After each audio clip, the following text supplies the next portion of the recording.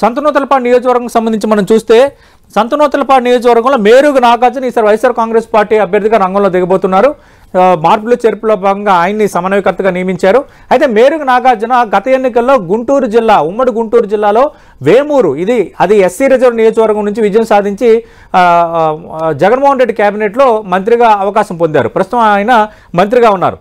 అయితే మార్పులు చేర్పులో భాగంగా ప్రకాశం జిల్లాలో ఉన్న సంతనూతలపాడు ఇది ఎస్సీ రిజర్వ్ నియోజకవర్గం, వైఎస్ఆర్ కాంగ్రెస్ పార్టీ సిట్టింగ్ స్థానం. సుధాకర్ బాబు ఇక్కడ ఎమ్మెల్యేగా ఉన్నారు. ఆయన్ని పక్కన పెట్టి వైఎస్ఆర్ కాంగ్రెస్ పార్టీ మేరుగు నాగార్జునను సమన్వయకర్తగా నియమించింది. అయితే ఖచ్చితంగా సామాజిక వర్గ బలం కలిసి వస్తుందన్న అంచనాలో మేరుగు నాగార్జున ఉన్నారు.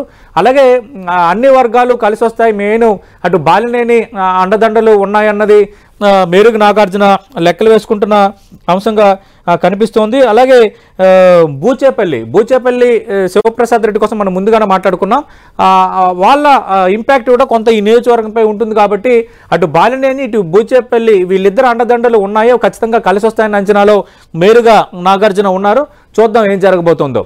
రెండోది, అటు టికెట్ దక్కని సుధాకర్ బాబు కొద్ది రోజులు అన్యమనస్కంగా ఉన్నా ఆ తర్వాత మళ్ళీ కొంత వైఎస్ఆర్ కాంగ్రెస్ పార్టీ కార్యక్రమాల్లో చురుగ్గా పాల్గొంటున్న నేపథ్యంలో కొంత ఆ ప్రతికూలత కూడా తగ్గింది అన్న అంచనాలో మేరుగు నాగార్జున ఉన్నారు.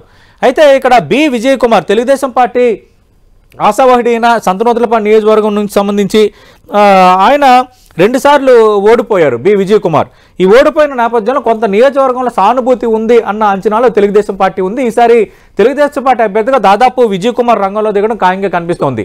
సంతనూతలపాడు ఎస్సీ రిజర్వ్ నియోజకవర్గం అయినప్పటికీ కూడా కొన్ని పాకెట్స్లో కమ్మ సామాజిక వర్గం ఓట్లు బలంగా కొంత ఇంపాక్ట్ చూపించే స్థాయిలో ఉన్నాయి కాబట్టి ఈసారి ఖచ్చితంగా ఆ ఓట్లతో పాటు ఇక్కడ సుధాకర్ బాబు అంతకుముందు శాసనసభ్యుడిగా చేశారు కాబట్టి ప్రస్తుతం కూడా ఆయన సిట్టింగ్ శాసనసభ్యుడు. ఆయన అనుకున్న స్థాయిలో అభివృద్ధి చేయలేదు, కొన్ని అవినీతి ఆరోపణలు ఉన్నాయి, ఇవన్నీ మాకు కలిసి వస్తాయన్న అంచనాలో తెలుగుదేశం పార్టీ లెక్కలు వేసుకుంటుంది.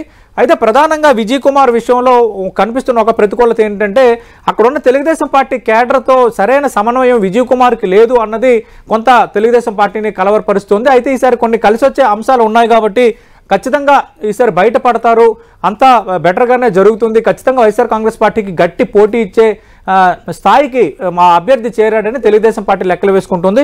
చూద్దాం ఇక్కడ ఏం జరగబోతుందో.